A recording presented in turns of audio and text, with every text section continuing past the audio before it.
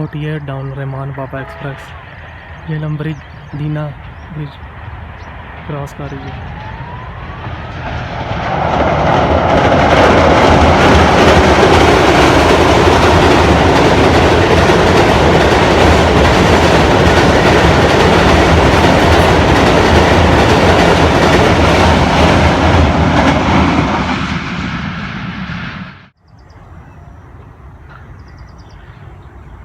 Six down green line दीना old bridge से गुजरने वाली है।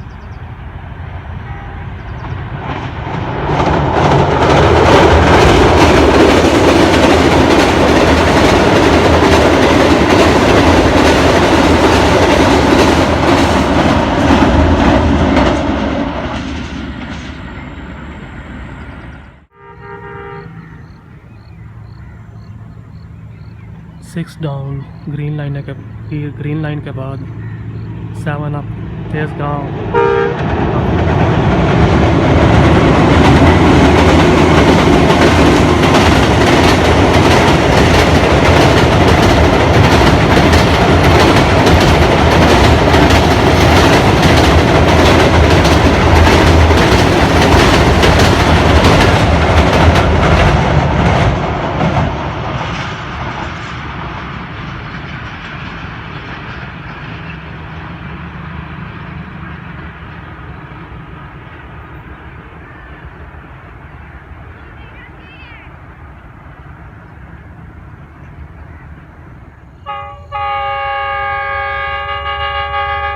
सेवन अप ग्रीन लाइन के बाद 35 अप सर सैयद एक्सप्रेस